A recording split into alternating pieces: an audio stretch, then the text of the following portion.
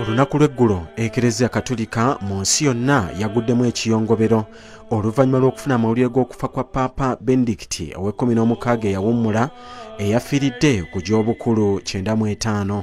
Oluvannyuma lw'okulangirira kuno tusazeewo wano mu pulogulaamu yaffe Wulira Eddoboozi okukuba ttooki mu bimu ku byafaayo eby'omulangira w'Ekereziya ono.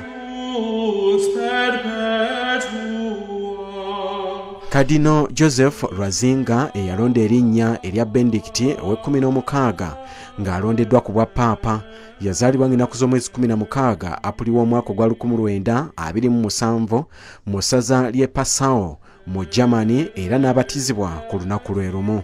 Taata we yali kamishona mu poliisi so nga maama yali mufumbi wa mmere mu wooteri ez'enjawulo nga tannaba kufumbirwa.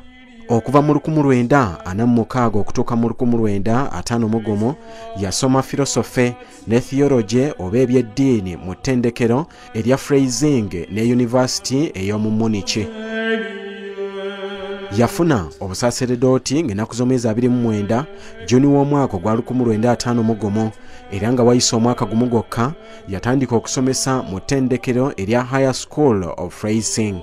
Mu 1953 yafuna diguri ey'okusatu oba doctorate mu byeddiini. Ng'ennaku z'omwezi 25 Maachi w'omwaka gwa 1977 Paapa Pawulo II yamulangirira ku bwa Ssaabasumba bw'essaza ekkulu ery'omu Munich ne Freising. Paapa Pawulo II era yamuwa obwa kayidinaali ng'ennaku z'omwezi 27 Juni ow'omwaka gwa 1977.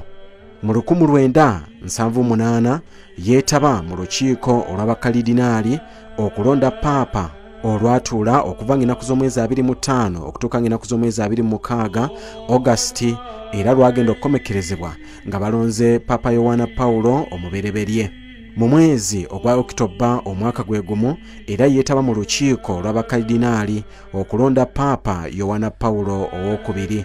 Omutiibwa Yosefu Kayidinaali Lwazinga yalondebwa ku bwa Paapa ng'ennaku z'omwezi 19 Apuli w'omwaka gwa 2005 era n'afuuka Paapa ow'e265 okulembera Ekereziya Katolika mu nsi yonna.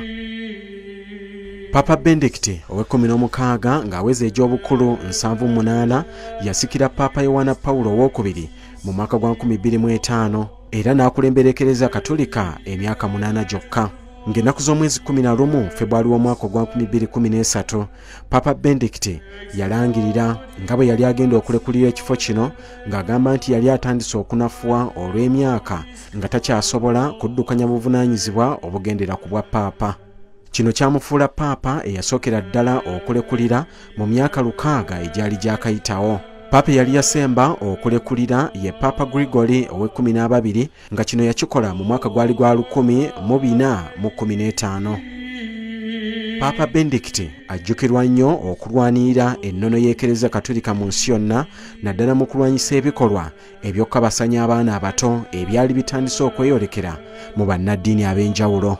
Emitendera n'obulombolombo bw'Ekereziya bungi obuyitibwamu okuziika Paapa abeera afudde wabula tekinnaba kutegeerekeka obanga ne Paapa Benedict XIV eyali yalekulira obwa Paapa anayisibwa mu mitendera gye gimu.